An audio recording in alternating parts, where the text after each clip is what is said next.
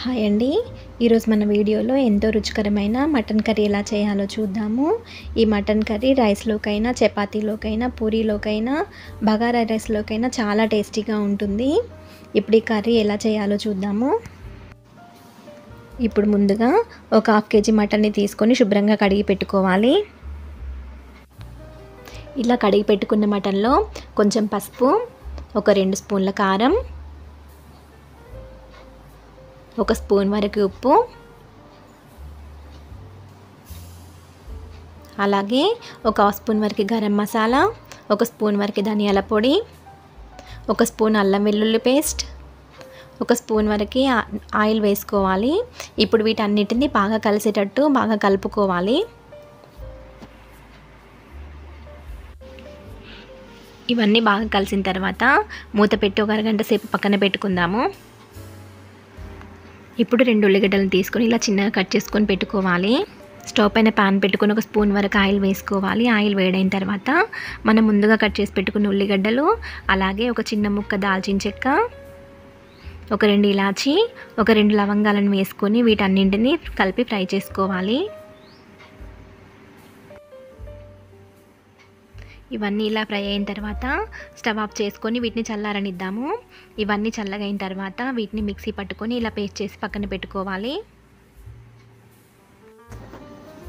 ఇప్పుడు స్టవ్ పైన కుక్కర్ పెట్టుకొని అందులో ఒక 2 స్పూన్ల వరకు ఆయిల్ వేసుకోవాలి. ఆయిల్ వేడైన తర్వాత ఒక బగారాకు, అలాగే ఒక 4-5 పచ్చిమిర్చి ఇలా కట్ చేసుకొని వేసుకోవాలి.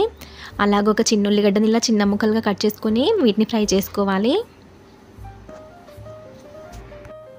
ఇవి ఫ్రై అయిన తర్వాత ఇప్పుడు దీనిలో 1 స్పూన్ అల్లం వెల్లుల్లి పేస్ట్ వేసుకొని పచ్చివాసన పోయే వరకు వీటిని ఫ్రై చేసుకోవాలి.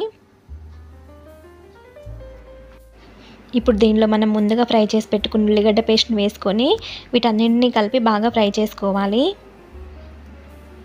ఇవి ఇలా ఫ్రై అయిన తర్వాత ఇప్పుడు దీనిలో 1 స్పూన్ వరకు పసుపు వేసుకొని కలుపుకోవాలి.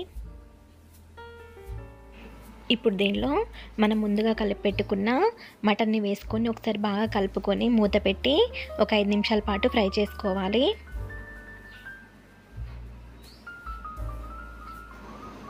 మధ్య మధ్యలో మటన్ని కలుపుకుంటూ స్టవ్ని మీడియం ఫ్లేమ్లో పెట్టుకొని ఫ్రై చేసుకోవాలి.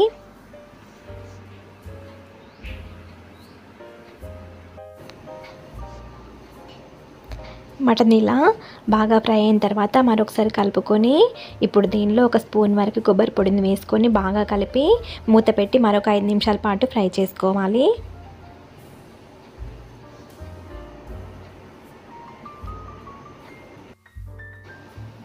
ఇప్పుడు ఒకసారి కూరని బాగా కలుపుకొని ఒక 3 టీ గ్లాసుల వరకు వాటర్ వేసుకోవాలి.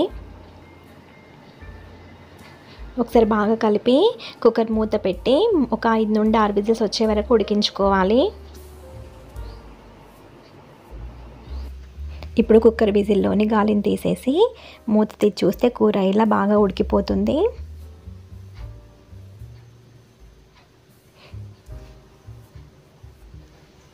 ఇప్పుడు స్టవ్ని మళ్ళీ ఆన్ చేసుకొని ఇప్పుడు దీనిలో చిన్నగా కట్ చేసిన కొత్తిమీర ఆకు, అలాగే 1 స్పూన్ వరకు ధనియాల పొడిని వేసుకొని ఒకసారి బాగా కలిపి కూరని ఒక 2-3 నిమిషాల పాటు ఉడికించుకొని స్టవ్ ఆఫ్ చేసుకోవాలి.